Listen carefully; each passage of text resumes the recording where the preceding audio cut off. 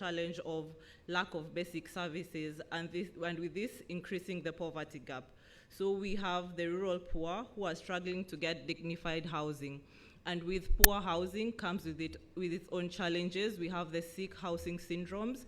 We have houses that are not properly built, which in themselves cause a lot of problems. Number one, we have vectors, invasion of vectors. Malaria is one of the most studied and one of the most areas that has the most research. But other than malaria, we have other vectors such as rodents also infesting houses. Some of the other things that also has come from rapid urbanization without a proper base to support it, we have climate change. Climate change is also affecting us. Other things is that due to the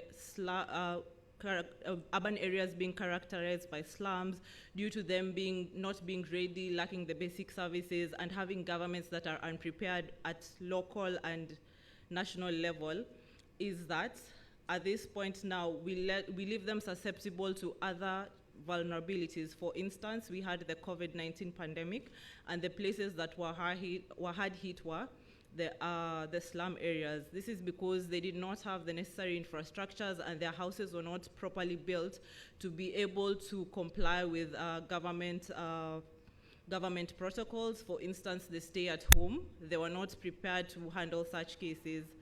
Also, some of the other things we are going to look at today is it possible to have guidelines for professionals, governments, and even just the local mwananchi to follow when they're going to look for housing, not only at the slum level, but also looking at just the common mwananchi middle class. Can you have a set of guidelines that you can look at when you look at housing? We're also going to look at what are the lessons that were learned from the COVID-19 pandemic and what can be done. So without taking much of your time, I'll just introduce our first speaker, and as we go through, I'll keep introducing our speakers. Just a bit of house rules. Please remember, every speaker has 6 minutes. You have 6 minutes to share your presentation. After that, we get the next speaker. I'll be quickly introducing the speakers before they come on stage. Due to unavoidable circumstances, we don't have 10 speakers, we have 9 speakers. One of our speakers has fallen ill. So I'll be introducing our first speaker, who is George Arabbu, who just left the stage. He'll be talking about the role of professionals in ensuring dignified housing for the rural poor. So George Arabbu's profile. George Arabbu is an architect. He's currently the chairperson of the architects chapter of AK. He's a partner at Sisterscape Studio Limited, an architectural practice with offices in Nairobi and Mombasa. He has served for 6 years as part-time lecturer at the University of Nairobi Department of Architecture and Building Science, and at the Nairobi Institute for Technology Department and Buildings and Interior Design. He is currently part-time tutor of ICT for Architecture at the School for Architecture and the Built Environment Kenyatta University. Welcome on stage, Architect Arabbu. Your presentation is queued.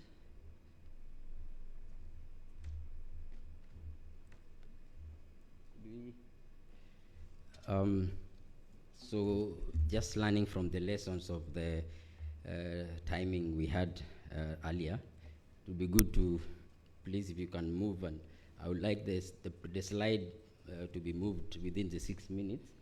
Otherwise, we might speak forever. I've lost my notes, so I'm going to try to remember everything I need to say. Corrections, we are not a sisterhood at Sidescape. It is a company called Sidescape with an office in Nairobi and Mombasa.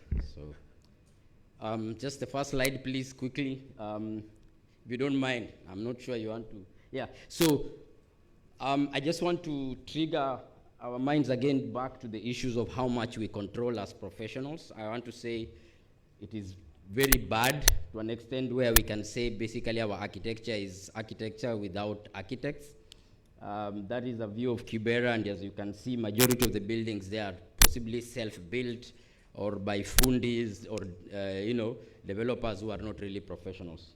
One of the main things you have to look at is the issues of typologies. So for example, there's a typical Duka typology, which is as a frontage of a commercial space on a small plot with a courtyard of a residential at the back. And these are the kind of developments which we are looking at that have been developed by fundis. So initially, Kitambo, before the modern world, we used to have master builders who did everything from designing to managing the construction. Now, I feel that we have, that master builder has been replaced by a, please just go back to that slide. That doesn't sound like a minute per slide. There are only 8 slides, by the way, so if you do 40 seconds per, I'll be whatever. Just go back the previous slide. The idea of the fundi doing everything and actually replacing professionals is real in this country. As I said earlier in the previous slides, 80% of that work you're seeing in Nairobi, in everywhere else in Kenya is being done by a guy like that, who is like a mason, is given a job to do everything. And that is one of the challenges that we are trying to say, that as professionals, we might blame ourselves for not doing the right thing, but the question is that, are we doing anything at all? Of course, when you go to most places, both urban, peri-urban, and the rural areas, the biggest contributors or influencers in the built environments are, your local fabric. Yeah, just please just please just go back. Yeah, the hardware shops where these things are sold, and the guys who are fabricating. So if you want to build, you'll have to build with what the hardware is selling. If you want to fabricate the window, it can only be as good as your village fabricator can do. So you don't have a lot of choices there. Again, this is the space which, as professionals, we are not involved at all because of other issues. And just to re-emphasize the issues, it's a matter of us for the same. I know it sounds weird, but the reality of the matter, these guys on the left who are doing 80% of the work, as you can see, first of all, they don't care about those PPEs, professionalism and all those other things. Why? Because for them, it's about practicality. And the results then is these kind of typologies which are replicated. It's an archetype that is very popular. You just need to call a fundi, tell them I want a house, and that's the brief ends there. And that is the result you get. And I just wanted you to look at issues, small things to do with attention to detail, okay, which only a professional might see, or someone who has OCD, Previous slide, please. I think that's my second last slide. Things like the levels of the lintels, starting to look at whether there's a PV in this house, those kind of things which might be small. Then we just talked about the vector proofing the house. Some small things like that, you might find that the indoor air quality in such a space might not be the best, because most of the time, the guys who are living in that house spend the time outside, and they only come into the house to sleep. And finally, now that I'm a slide guy, I bet it's 3 minutes, but I think you get the gist of the whole presentation, is that I think as professionals, we really need to start infiltrating, if I may say, both in terms of the materials that are there, the resources. Can we be engaged in the hardware stores, for example? Can we be engaged with the fabricator who's actually doing windows and doors and all that at the rural spaces? Are we able to literally go and involve ourselves in what we call small projects? I know most of you will get a 2-bedroom house in Migori, and then you say, and then you leave it. And then you think that the big project you're doing in Nairobi is the one that you need to get attention to. So for us to be able to engage at that level and achieve, I'm using this as an example because these are informed directly by what we would call the vernacular architecture, which Rudolfsky said is that we are as designers, we have lost touch with the functionality of the needs of the people, and now we are trying to do things for ourselves. So why don't we go back and say, it is actually possible to do a vernacular language in a modern way, and then people will be able to embrace it. That, in my opinion, will be the contributions that professionals need to accept and be ready for the blue collar, the dirty job, as opposed to the, our ivory tower in the big cities. Thank you.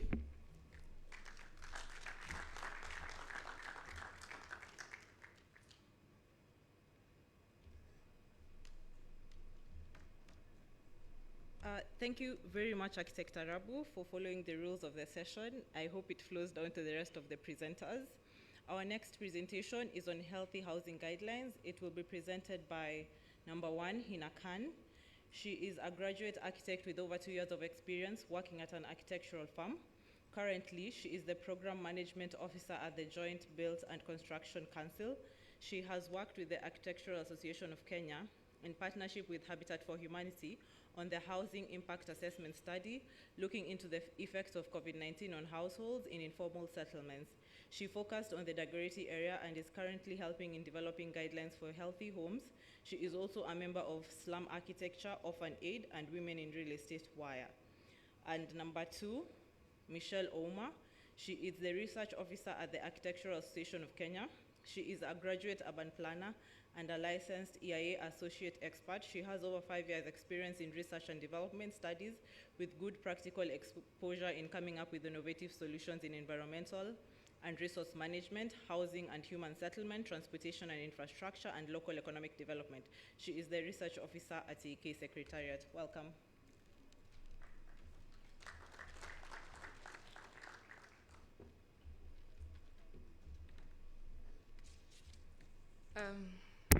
Good evening, ladies and gentlemen. My name is Michelle Ouma, and together with my colleague Heena Khan, we'll be taking you through the guidelines for healthy homes. These guidelines are being prepared by Habitat for Humanity together with the AAK, and I'll start with a short story. So a little over 2 years ago, I was doing my very first house hunting. I remember the agent asking me, "Simu yako iko na torch?" And then when we got to the house, I realized what the question meant. The house didn't have any lighting, with scorching sun outside. So many buildings in Nairobi, specifically residential buildings, suffer from sick building syndrome. And these buildings have poor ventilation, resulting in dusty, smoky, or foggy rooms, and continuous use of artificial lighting, which causes poor health. So AAK, together with Habitat for Humanity, a few months ago, conducted a study to assess the impacts of COVID-19 on housing. And this study was carried out in various informal settlements in Nairobi metropolitan area, that is in Indeya, Thika Makongeni, Tasia, Kibera, among others. And you realize that many people do not relate health to housing. And this results to increased risk in injury, stress, isolation, exposure to infectious, respiratory, and cardiovascular diseases, and also building collapse. So the next slide. The WHO defines healthy housing as shelter that supports a state of complete physical, mental, and social well-being. And the purposes for our guidelines is to provide a framework for healthy housing that supports a state for complete well-being. And the scope of the guidelines, we highlight 12 major components, which can be used by homeowners, renters, or builders, so that they ensure that the homes are safe and healthy. The target audience is anyone who wants to build, rent, buy, or improve their home. And the guidelines can be used by financial institutions, social workers, community groups, public health institutions, among others. So on the next slide, we show you the 12 pillars that have been covered in the guidelines. The first one is ventilation, lighting, noise control, water and sanitation, vector control, accessibility, materials to be used, safety and security, maintenance, house layout, interior design, and crowding. I'll invite Heena to take you through the guidelines. Thank you.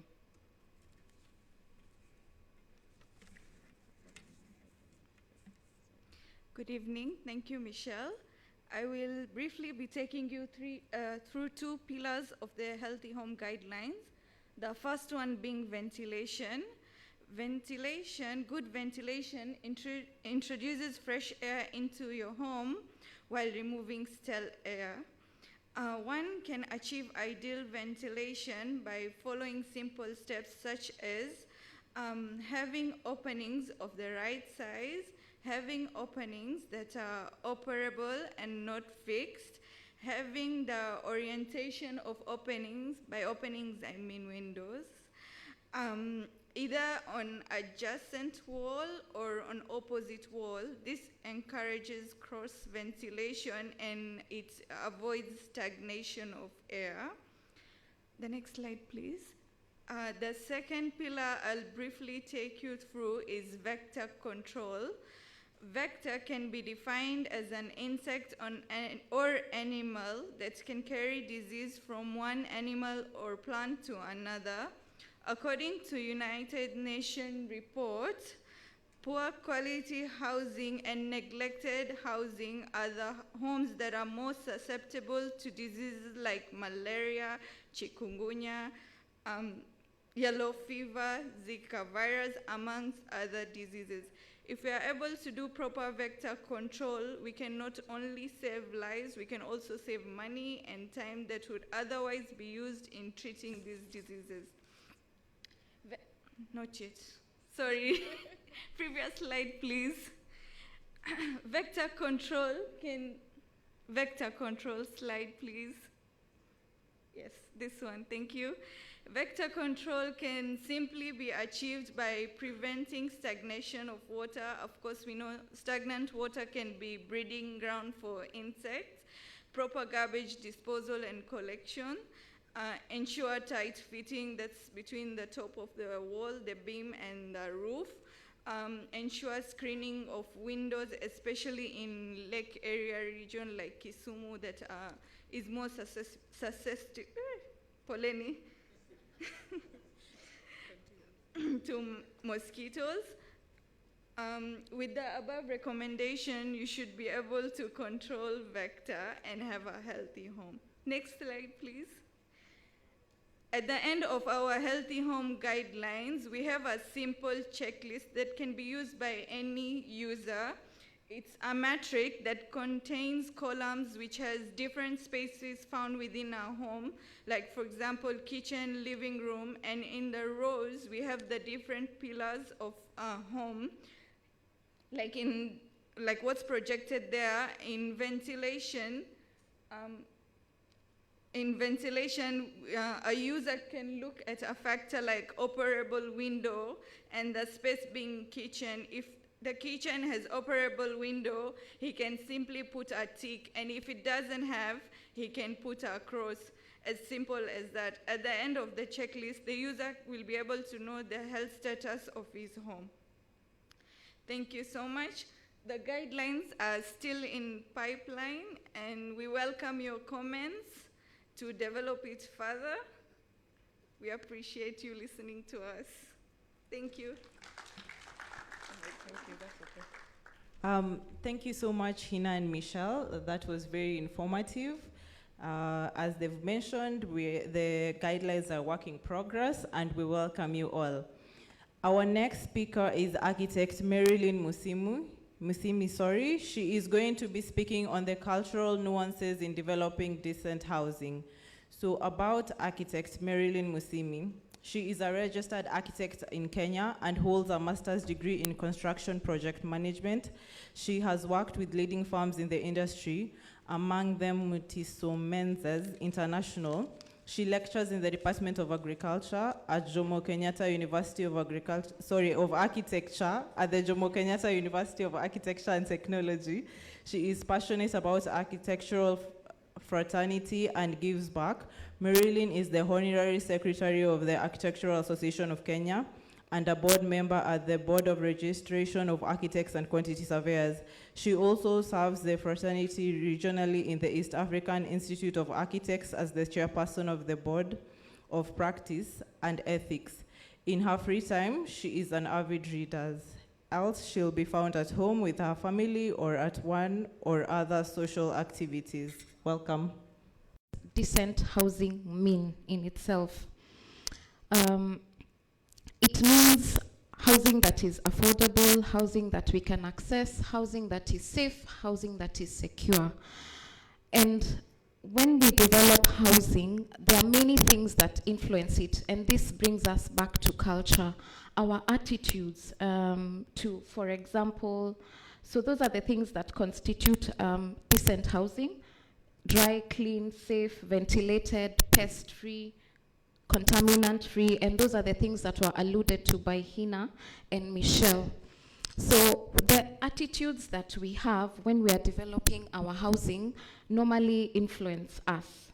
Our environment in terms of what is available for us to build, and now these are the cultural things that we should think about, that in a certain culture, what material is appropriate because it is available, because of the climate, because it is available, because people understand how to use it.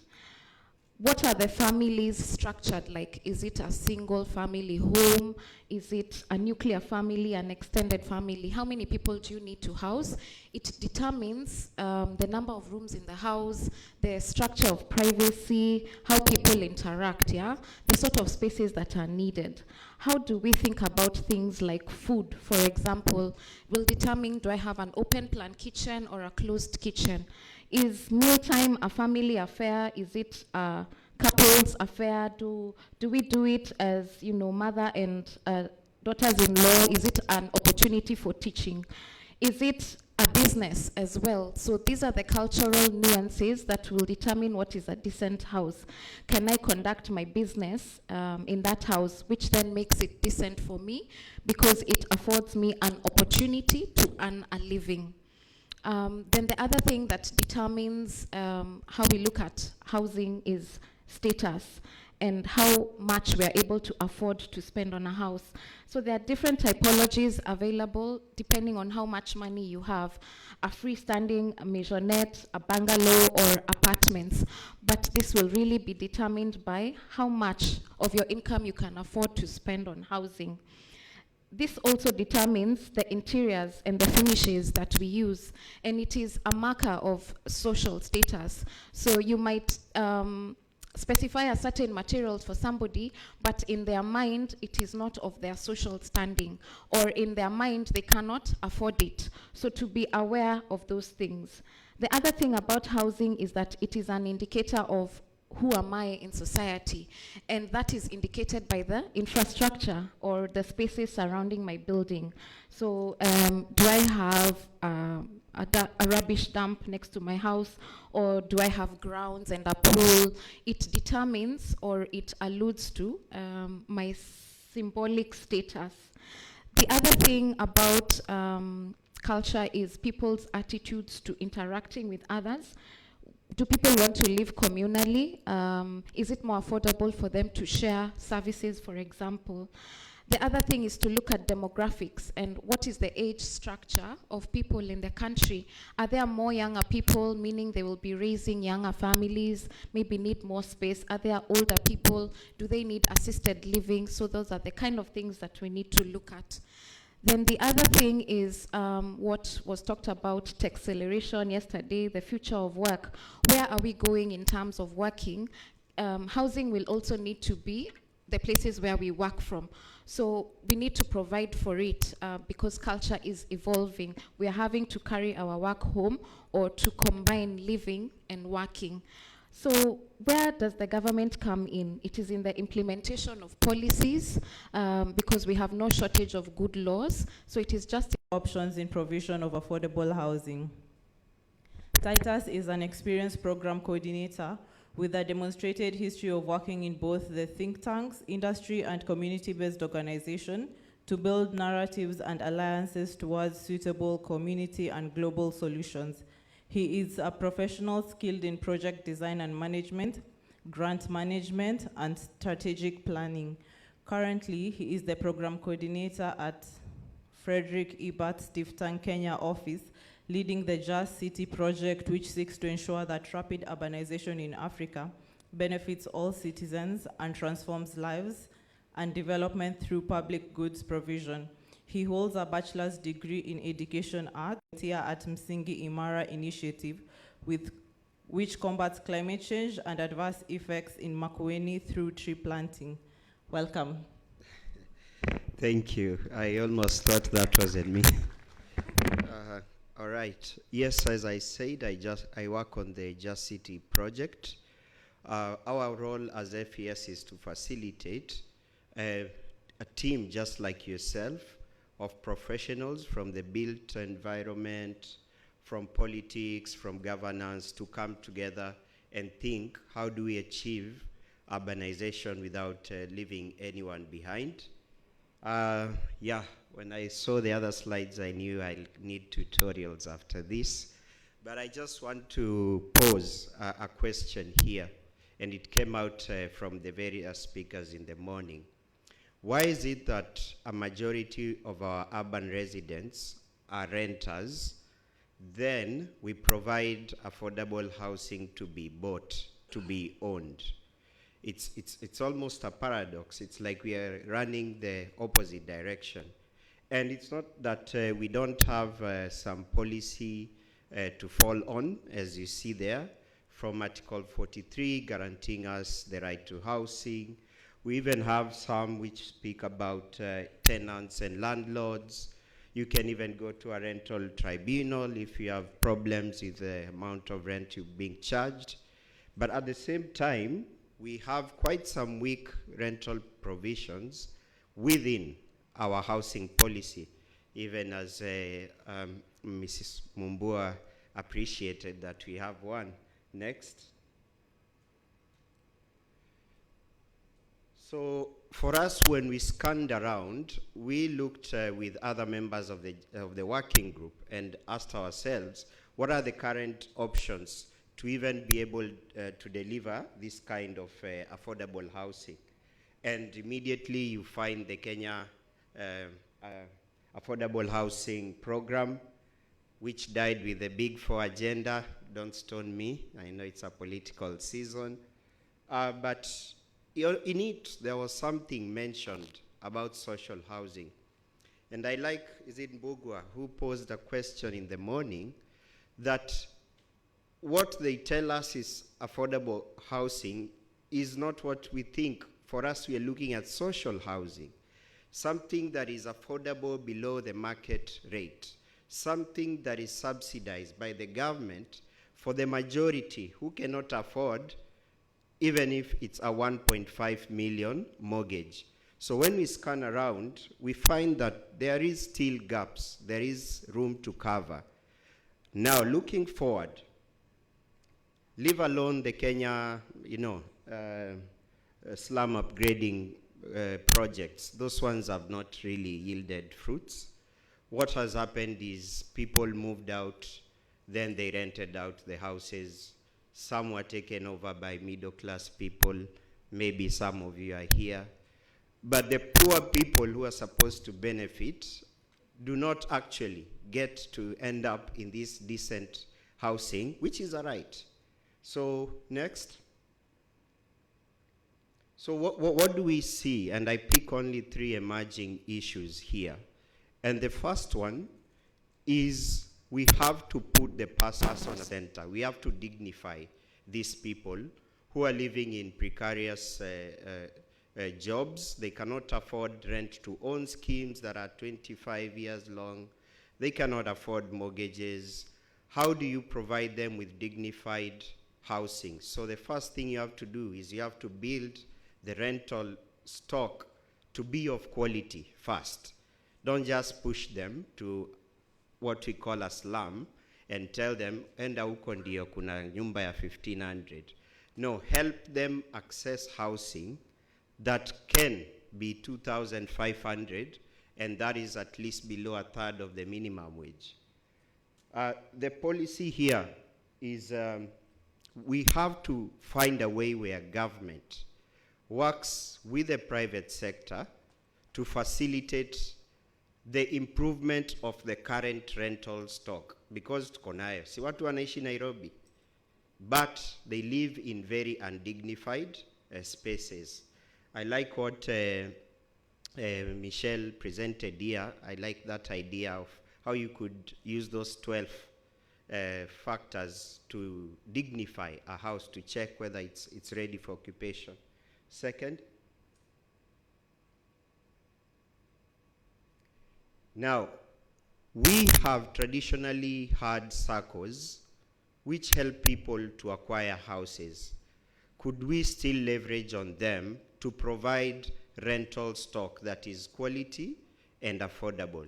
There are many models that exist. I think Nachu has shown us it's possible to move from in incremental building where you start with a 1-bedroom, with time you save up, get to a 3-bedroom.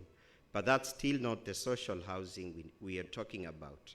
We want government to provide facilities if they cannot build these social houses for poor people to access them. Going ahead, why do we always believe the informal settlement is a tabula rasa, a place to come, wipe clean, build new stuff? What about the landlords associations that could be there? There are landlords in that space. How do we engage them for co-production so that they provide this housing if government can't? What about the tenant associations? Tomorrow we're going to talk about residential associations. Where is their role in all this?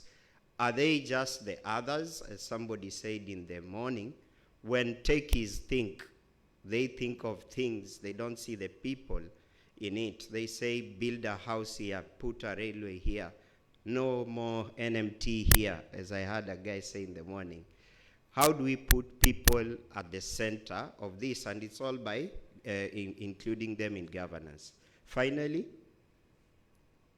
we must desist from just copying the West. I know in the West we've had, if you go to Berlin, they have rental controls to ensure that gentrification is not moving you out of your formerly affordable house. In Kenya, I think it used to be the Maringos, parts of Buruburus, where you could actually own a decent house and be able to pay for it, but people are slowly moved out by gentrification. But how then do we circumvent this? Because it's prone to abuse, it's prone to corruption. People who might not require that subsidized house may end up getting it. So how do we deal with that issue of avoiding rental controls, rather subsidizing those who actually deserve to get to access this decent and affordable housing? Thanks.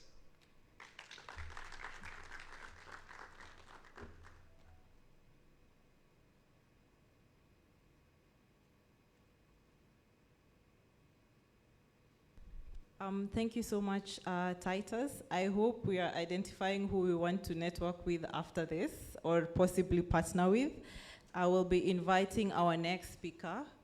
Our next speaker is our very abled Madam VP, Architect Florence Nyole. Welcome to the stage.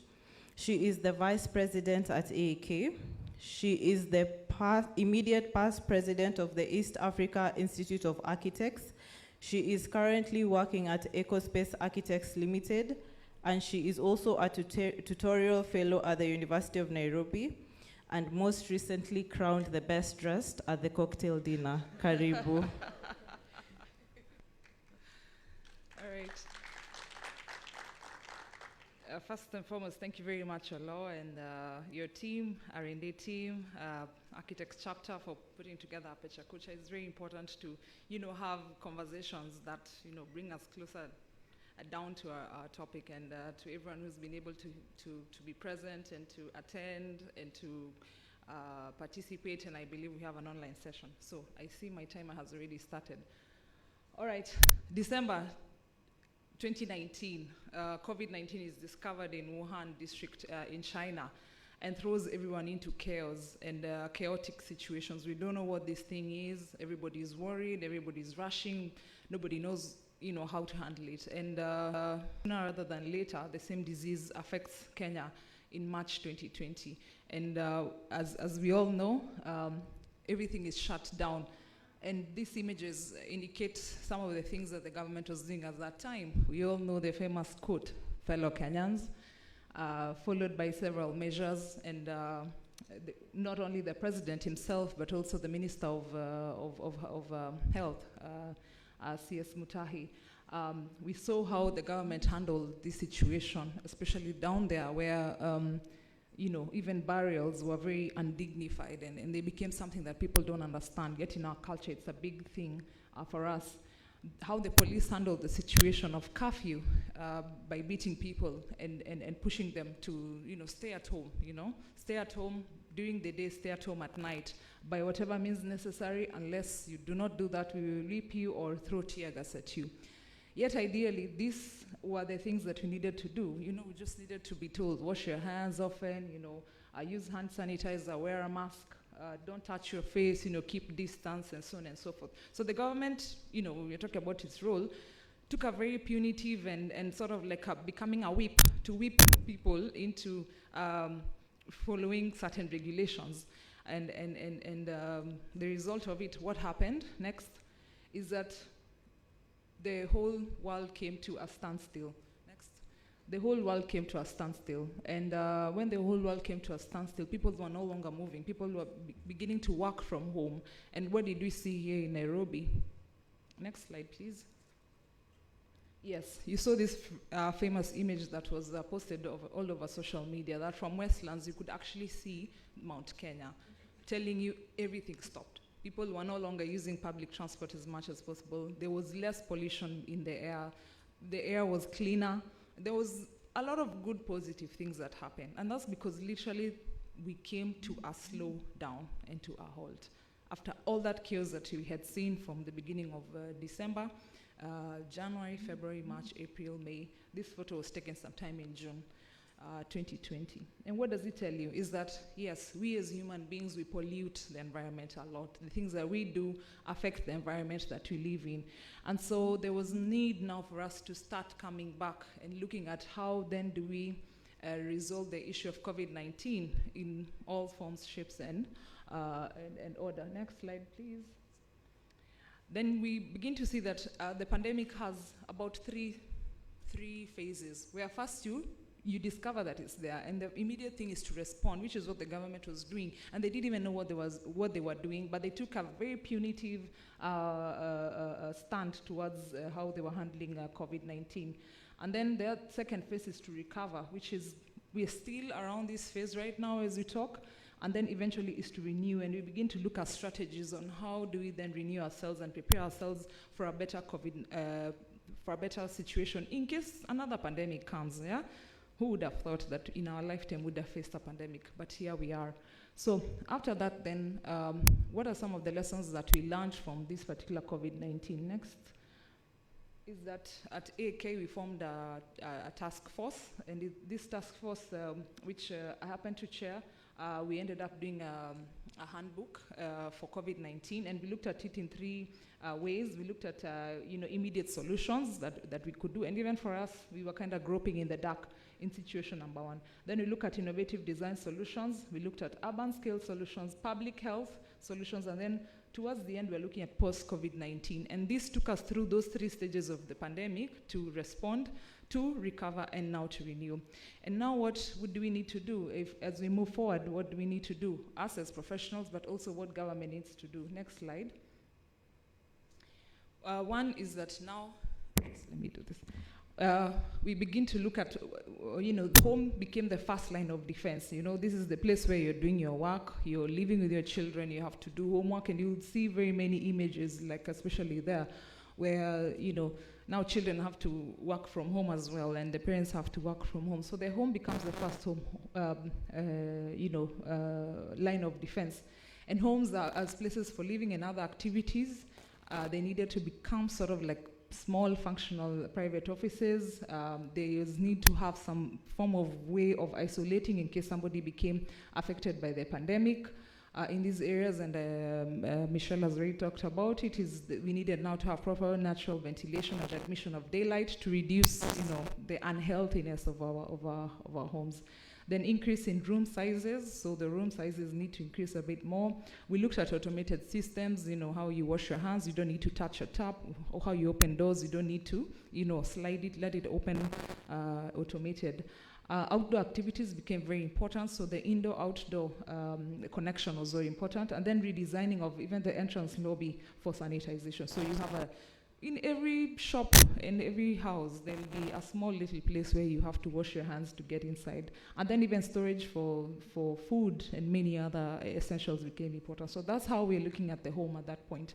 But we need to look at a home that is not, a home is not just the house, it's many things that affect it. Public spaces became very important, and we realized that there's a high demand for outdoor spaces that were natural. Look at how Uhuru Park was looking around that time, because people realized at home they don't have that space. So need for green and public spaces was important. We saw even a renovation or revitalization of the Michuki Park, which was a very good thing that the government did.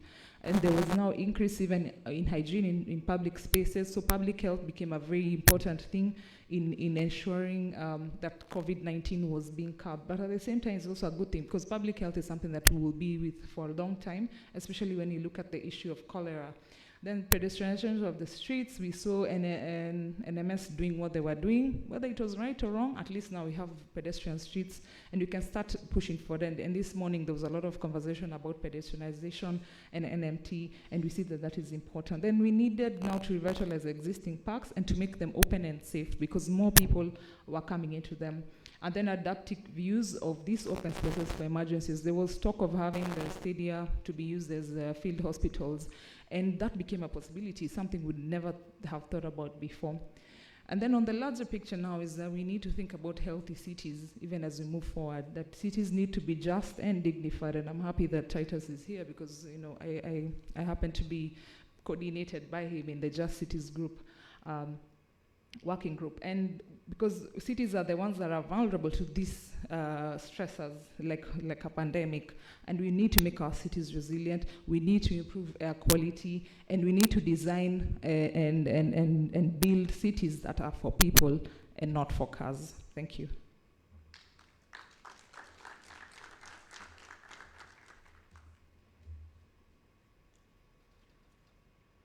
Thank you so much, VP.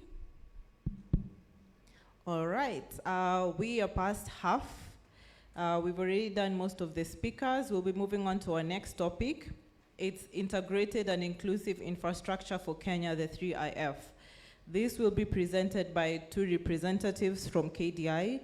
Number one, we have Alan Oko. He is an urbanist keen on making livable spaces within the urban environment for all.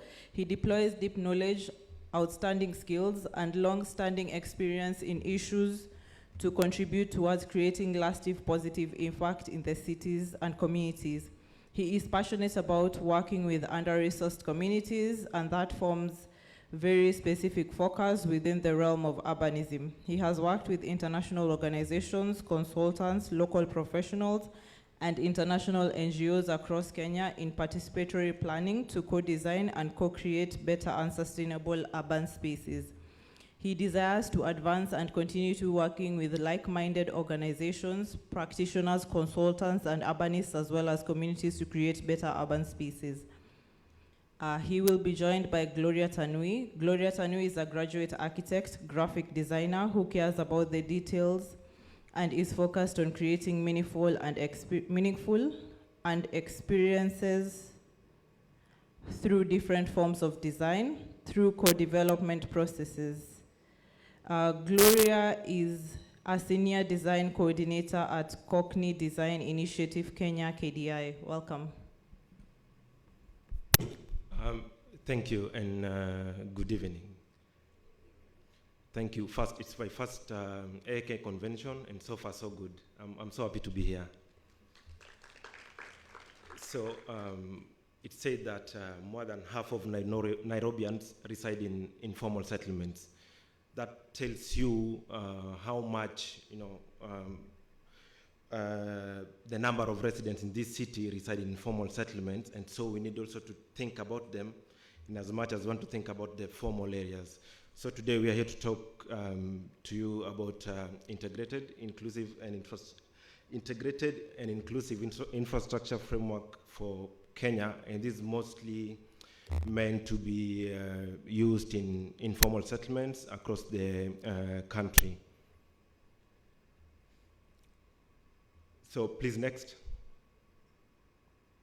So what is 3IF? Like I said before, it's an integrated and inclusive infrastructure framework that is meant to guide the provision of infrastructure in informal settlements across the country. And this is meant to be used by all practitioners who are working, towards provision of infrastructure in formal settlements. We know how these are provided in the formalized areas, but then how do we provide these infrastructure in formal settlements, which often have not been recognized within the normal urban planning framework, if I may say. So the aim of this framework is to maximize and promote integration as much as possible. It's meant to guide policymakers, government, academia, sort of just to bring people together. It has been said here a lot that we don't need to work in our silos, rather have a collaborative approach. We bring different parties, different professionals together to promote livable spaces, whether formal or informal settlements. So with this 3IF, we looked at 5 principles which guide whatever we'll discuss today.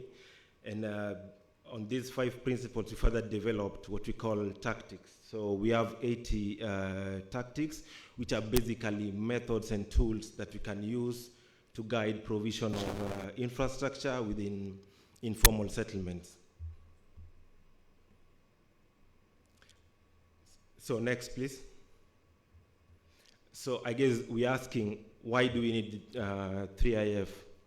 And we need this because, one, we have a challenge of rapid urbanization, and you know how much our informal settlements have been growing. If you can take some time to just look at Google Earth and slide back 20 years and check Kibera, how it has changed. More structures are being built, and these are mostly being built in more hazard-prone areas like the rivers.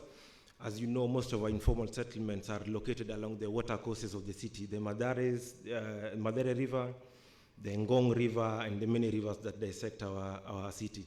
So these people, first, they are vulnerable from the economic perspective, but even from, they're vulnerable to the natural hazards like flooding and such like. So this gap is what pushed us to explore how, being that we as KDI has worked with informal settlements across the country for a long time, and sort of got to understand some of these gaps. And if you might have seen before how government tries to provide infrastructure, a year ago, Kura moved into Kibera and demolished a number of houses in a bid to provide infrastructure. The same thing happened with the famous link road, the bypass, which in early 2018, they demolished most of the houses. But is that the approach that we want to be using for informal settlements when we want to provide infrastructure, be it water, sewer, the roads? I don't think that's the best way to do it. So that's why we come in with this. Next, please. So this is one of the images. This is one of the areas where Kura moved in and brought down houses. So they wanted to put a road there. I wonder how it would work. It leads to a river. So for me, I think they sat in an office, looked at an aerial image probably, and thought, why not do roads? Of course, in a bid to leave a legacy somehow. But what we are preaching with 3IF is how can we make infrastructure provision very integrated and inclusive. Why don't we engage, the residents, hear their needs? Maybe this is not what they wanted, or they wanted a road, yes, but not done this way, and at this point, at that time. So my colleague Gloria will pick it from this point. Thank you. Thanks, Alan. So I want to take us through who participated in the making of 3IF. So we had various partners where KDI led and convened different actors, including AAK, who are hosting this event today, who led in disseminating and outreach of the 3IF. Also, we worked with UCL, that is University College London, who led in academia, and AMT, this is Akiba Mashinani Trust, who led in community engagement and connected us to various residents of informal settlements. We also worked with Arabbu, who supported us with infrastructure and technical support, and also an advisory board. Next. So the process we went through in developing 3IF was a collaborative process. As you had seen earlier, we had different actors. So this various actors included residents, government, and the civil society. And we also iterated and tested some of these ideas through live projects, and also through our advisory panel, we soundboarded some of these ideas and even the 3IF document itself. So some of the key deliverables of the project was the 3IF document itself, which is a 30-page document with 5 sections. The first two make a case of why we made the 3IF, and the next one is about the 5 principles that guided the 80 tactics, and the 80 tactics are methods and tools that are actionable for the different professionals to carry out in infrastructural upgrades. But as you can see, the 3IF focuses on the technical actors of infrastructure, but it is also important that communities understand this infrastructure and also make a case for themselves and demand for better. So one of the other deliverables that we're working on is the practical guide for communities that just answers that. Also, as I said earlier, that we went through an iterative process where we tested some of these principles and tactics in real-life projects. Another milestone was the launch of the 3IF during the AfriCities conference in Kisumu, and now we have the document online on our website. You can check it out. It's 3if.info, and also we have a stand outside. Feel free to visit and leave your comments, and also on the website. Thank you.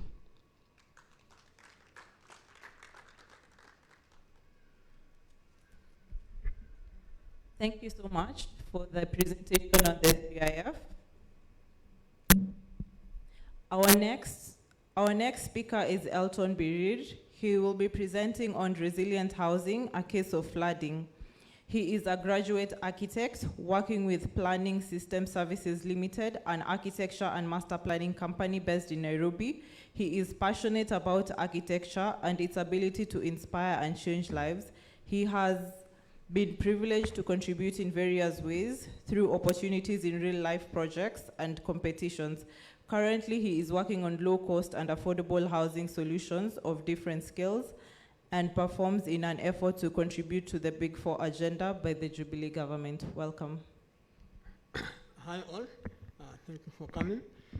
I'll be addressing the flood resilient building. Can I go to the slide? So I'll be addressing the flood resilient building strategy through a competition that we got an opportunity to do with AAK and Red Cross. And we chose a site which was Budalangi. You can see how Budalangi, the flooding happens almost yearly in most countries. And if you go to the next slide, if you know anything about flooding, more than 3/4 of the counties in Kenya experience flooding every year. And if you and between March and May 2018, this is an example. Over 170 people lost their lives, and 300,000 were affected by flood-related cases. So it's quite a huge number, which has to be solved in one way or another. So the brief call for a very small house of 30 square meters on a budget of $2,000. For you in the construction industry, you know how much $2,000 is a very tiny amount to deliver something that is actually tangible. So my other other requirements were low-tech, the materials, the cultural consideration, site planning at community level, all that included, and how they can be integrated in a flood issue. So, can go to the next one. Red Cross has done a number of efforts. These are some of the buildings which have been rebuilt after a flood, but then they end up being rebuilt almost every year because flood comes and carries them away. So how do you save the $200,000 per house almost every year or every 2 years? So that is where the challenge came about. Go to the next one. So the problem is, how do you ensure your house is not carried away during a flood? So the solution is very simple. Don't fight nature. Allow water to go. And I don't mean you allow the house to go, just allow water to go. No, that's the main thing. So how do you allow water to go? So let's go to the next slide. So we came to a solution, a simple solution. What if you create a house where if you notice the main reason why houses are being carried away is because the walls are all solid and fixed. So how about when you have a house where when on a normal day you live on a normal level, the ground level, you have like an upstairs where you can be like a lounge and everything. And then during the rainy season, the house is a bit raised, a little bit. And then when rain comes, you start noticing. And then when it continues and it persists above a certain level, you now know that this is flood which is coming. So you can remove the wall panels on your house and move it above and have the house on top of the house itself. So when you do that, you allow water, the house now becomes just the frames with columns and beams, and water can go. And then when rain comes down, you can now move back to your house down. Or you can continue living up if you want. So can we go next? So this is this example of how it looks like. So when during the dry season, you have the opportunity to have your house down and you can have another one up. But when the floods come, you and your family have enough time to go up, to move the panels up. And in the next slide, we'll show you how this is possible. You can continue, the next one. So that was at a unit level. On community level, how do you when floods happen and people are there for like a month, how do they live? So our approach was to have the village can be on the normal ground level, but to have the common facilities which are the shops, maybe a small school, a church, a mosque, a community center, on a raised mound, and the normal water level is around 2.1. It's around 2.1 there. So if you have a mound that can accommodate all these common facilities, but the village can spread on the ground level to as far as they want. When floods come in and people have gone up, now you can go to the next slide.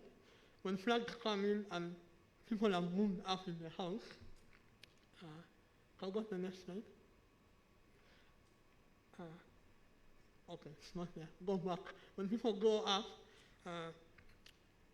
how do you access the common facilities? You have the option of using boats, because that's what they are doing now. You can have the wooden boats, they can have platforms, or you can have suspended bridges which are made from containers. That's what people are doing now, even in some of these areas. So it's not a new technology, it's just reinforcing and emphasizing the same thing they are doing, but now in a large scale. So you can find that all these houses are connected with those floating bridges to the common facility. So even as floods continue, life continues at the same time. So you don't need to evacuate to another place. You can wait until maybe you come and be taken if the flag persists, or you can continue living there until when you are comfortable. You can continue. So, the next one, please. This is just the typical unit, how it looks like. It's a very transformative space. It's a module which can be, someone who has more means, they can have additional modules to have a larger house.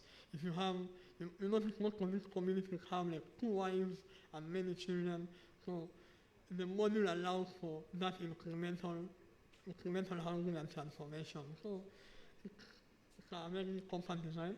Can continue to the next one. Yeah. So this is a typical panel of a window and a door. So it's a very simple mabati, plywood, and the normal timber that they have that is available. All these materials are found readable. This is specifically for the Budalangi.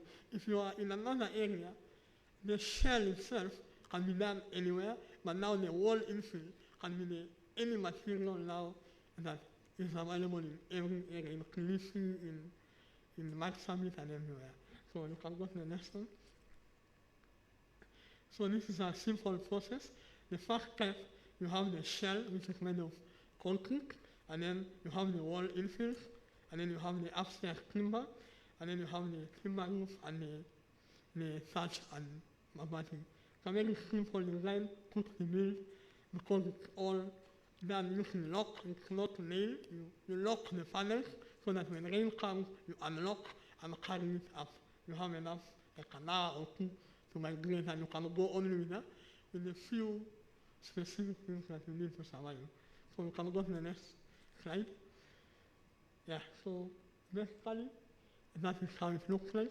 It looks good if you ask me, and somewhere you can use even for a better house. So yeah, so that's how we decided to address this concern, and we hope if you look at this design in general, the cost of $2,000, which is being built every year for these people, if you spend $2,000 for this, or even additionally $1,000, which is $3,000, and it lasts for as long as 10, 20 years, you save a lot of money which goes to this form of charity, and you can help give other people shelter and accommodation. Thank you so much.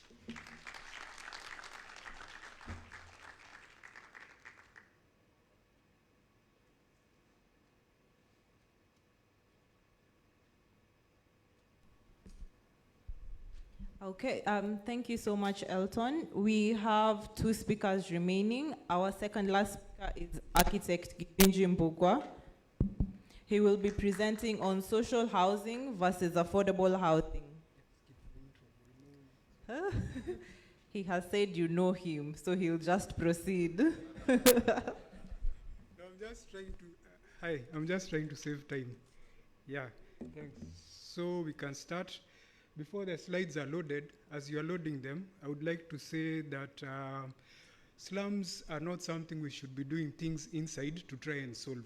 We should be solving the slums themselves.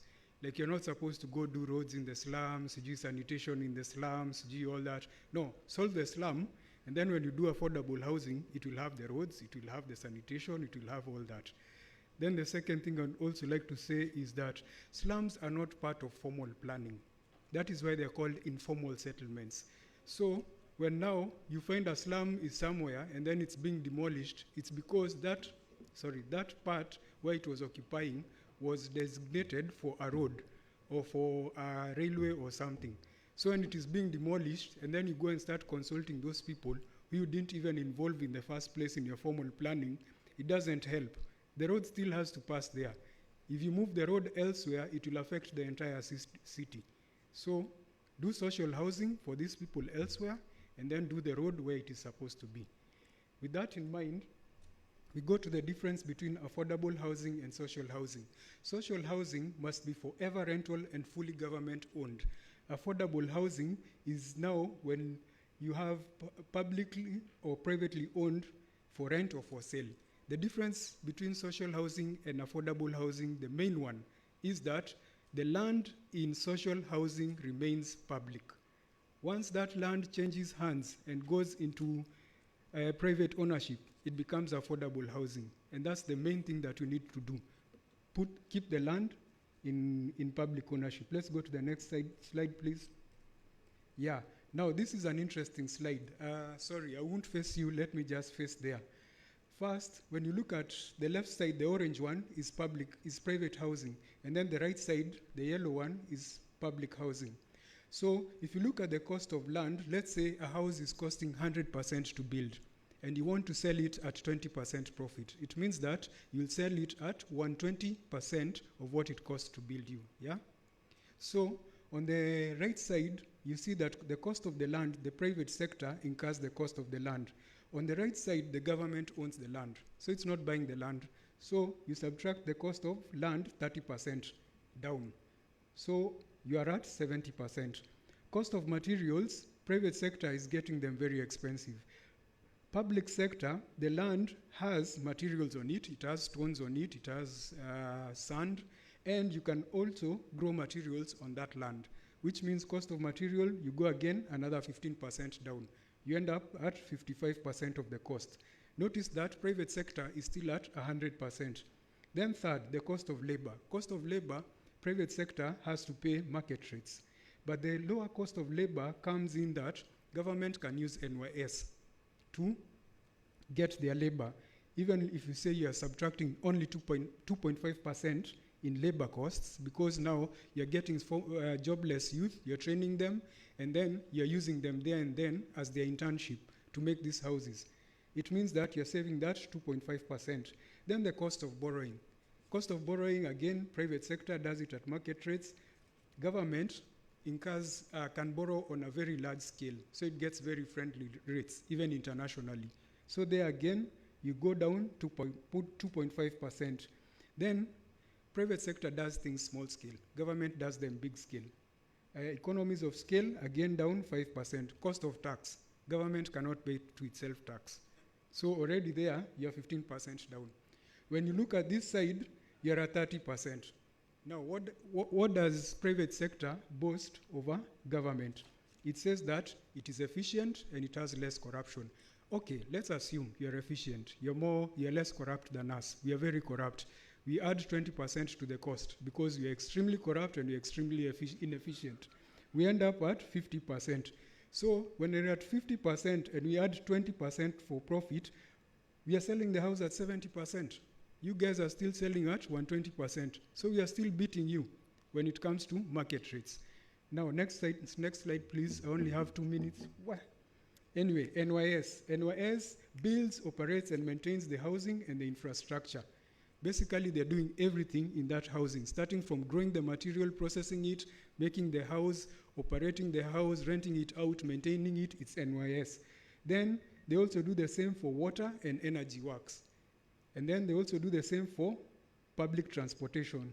They do the same for inorganic waste, and they also do the same for organic waste and sewage. They have highlighted hemp. Please research on hemp. Read on what Wajakoya is saying, because this is another presentation altogether. Using your sewage and your inorganic garbage, you can grow hemp. That hemp will give you food. It will give you the houses, the hempcrete to make the walls. It will make for you the furniture. It will make for you the curtains, the clothes you're wearing, everything. And when you're finished with the house, you smoke part of it and become very happy. So the housing becomes self-funding and self-sustaining. Okay, next slide. Next slide, please.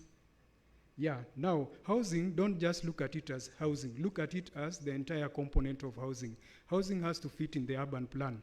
So you see this thing, it's an entire thing. It's an entire project that is urban planning. The main thing here is that green spine you're seeing there.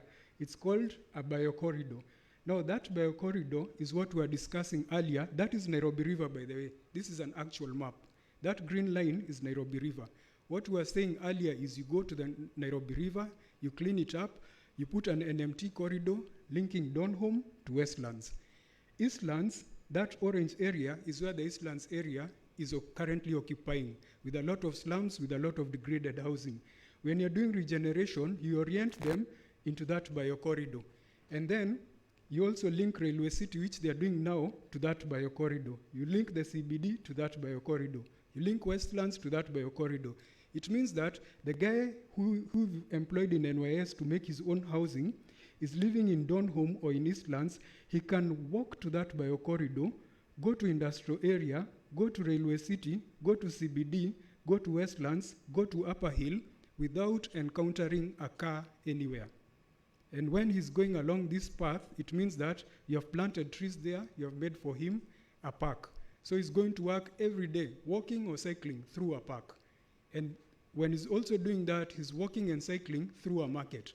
So when you're going this way to work, you're getting your shoes shined. When you're coming back this way, you're buying sukuma wiki, and then you go home without encountering a car anywhere. This thing is maximum 15 km long. So it's not something that is like 27 km of the expressway that we have, and it will cost less. In fact, for the cost of the expressway, you can get this thing. The expressway is 67 billion.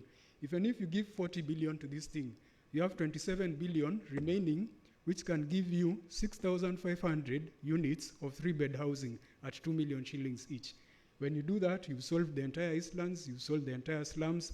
Then you don't need 3IF, sorry to say, to go into the slum and do integrated furniture, because now integrated infrastructure, because there's no more slums, and you don't need to tackle other issues. Sawa sawa, thanks.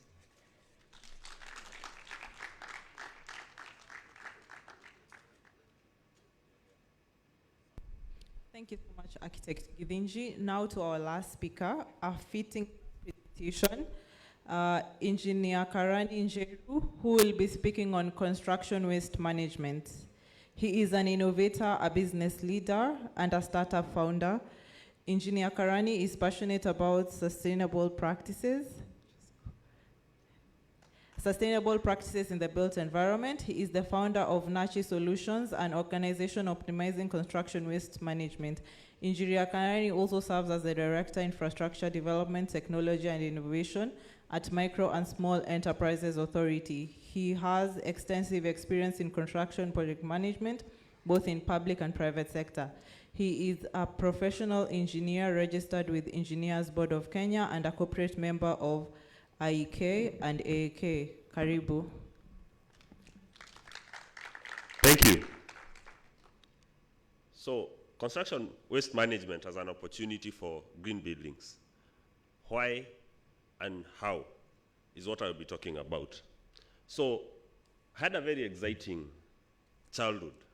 Growing up as a child to a contractor, a building contractor, I had to spend a lot of my Saturdays and free time on construction sites, much to the chagrin of my mother. So I used to play with broken wheelbarrows and a lot of construction materials. And a lot of that construction waste somehow found its way to our compound, which doubled up as a workshop, kind of. Again, to the chagrin of my mother. So I took a lot of time in terms of in the construction ecosystem. And I kept wondering why my father was so much attached to always, if it's the after site, the formwork, bow, they find their way home. And for him, it was cost cutting. You get the next project, use the same materials, but trust me, a lot of it still remained within the vicinity. Many years later, I was doing a project, and definitely there was a lot of construction waste. So it found its way to my compound. Again, now to the chagrin of my wife. And we do a lot of construction projects. As built environment professionals, we never really think about what we generate and where it ends up. So for example, when you look at just a normal project, you'll see there's a lot of soil aggregate waste, gypsum, glass, cement, insulation materials, brick, tiles. And this, once you add the finished product, for us, what happens to that? We'll probably in our BQs we'll say dispose according to NEMA regulations, but do we really follow up? Do we document it? Rarely do we. Now, an interesting fact is that a lot of this waste finds itself in illegal landfills across the city. For Nairobi and the Nairobi metropolis, you'll find a lot of it finding its way into different illegal landfills. Some of it ends up in Dandora. Dandora, we've been told years over, it's full. Designed for a capacity of 500,000 cubic tons. Now it's probably around 1.8 tons.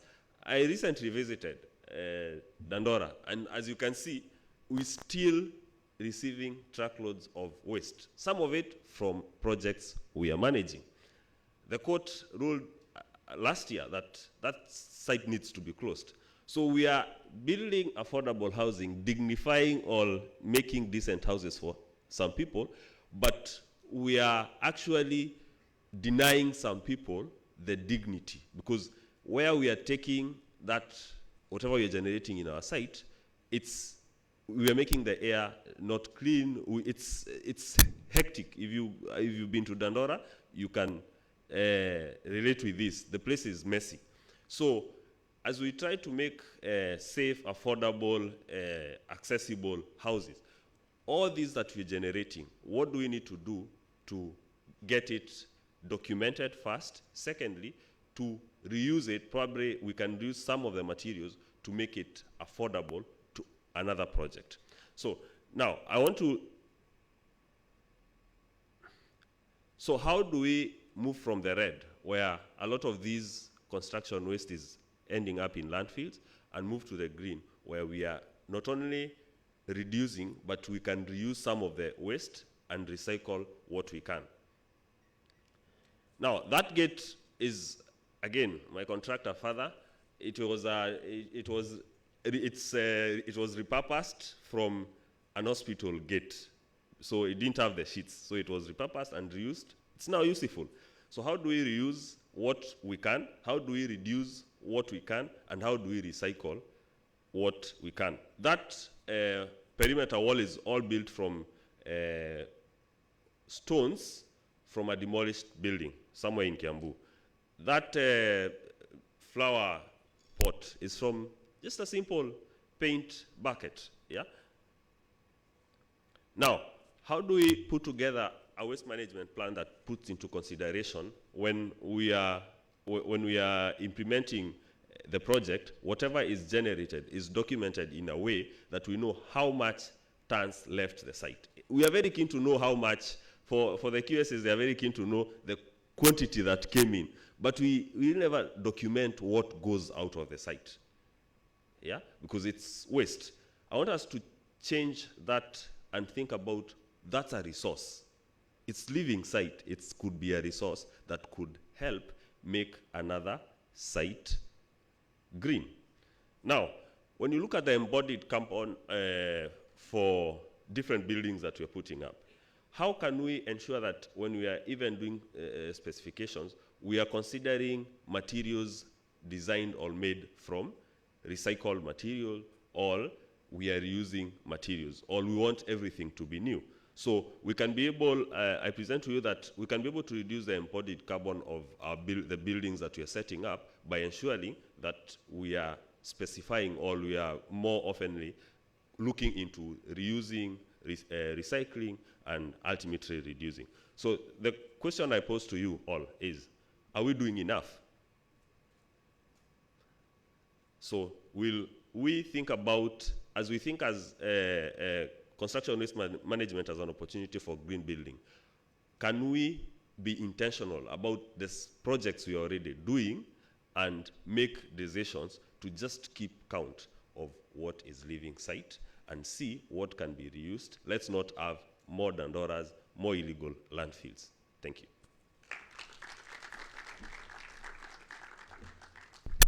All right, so architect, I'll just invite Architect Githinji to speak strictly for 1 minute on just one bit of his presentation, then we can wrap up.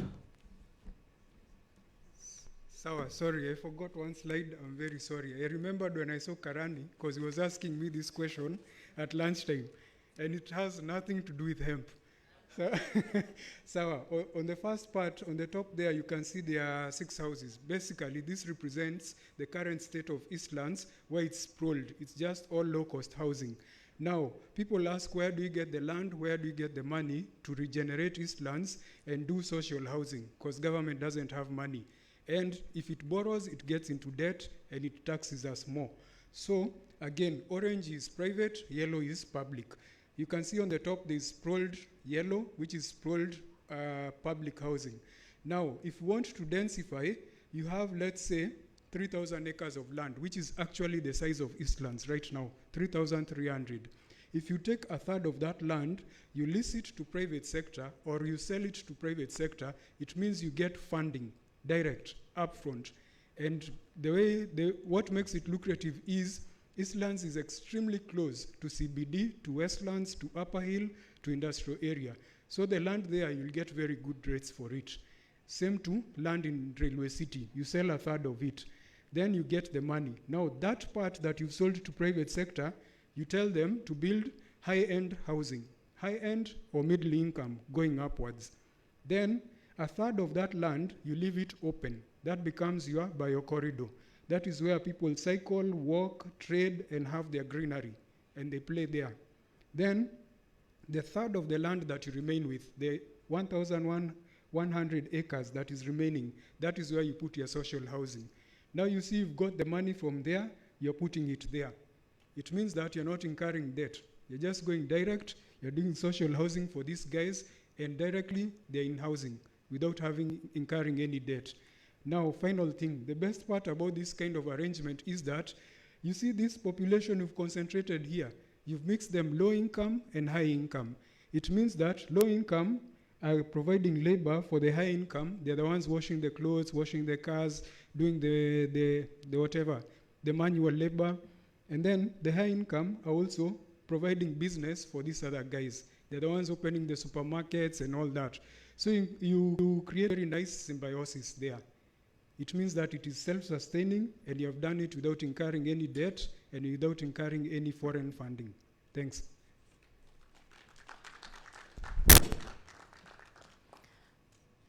Karibu. Okay, all right. And with that, we have wrapped up the Pecha Kucha session. Man, I don't know about all of you, but I am tired of living in unprecedented times.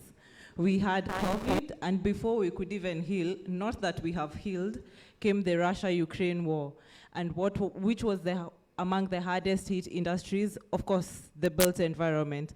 And with that, topics like housing actually became a pipe dream for most people. But today, I have learned a lot. I hope we've all learned a lot. I hope from this you get to interact with people, and I have hope. A lot of very, very incredible people. You can form a think tank, look for possible solutions. It's been great, it's been amazing. And with that, I'd like to wrap up. I'd like to thank our speakers. I'd like to thank AAK, our host, for hosting this. I'd like to thank my fellow research advocacy partners who have done a great job to ensure this works. And everyone, I can see people yawning. I understand we're all tired, but that's it. We're done. And before we leave, I'm kindly requesting we take a group photo. If there's no photo, it didn't happen. Kuja to pick a picture, and we wrap up.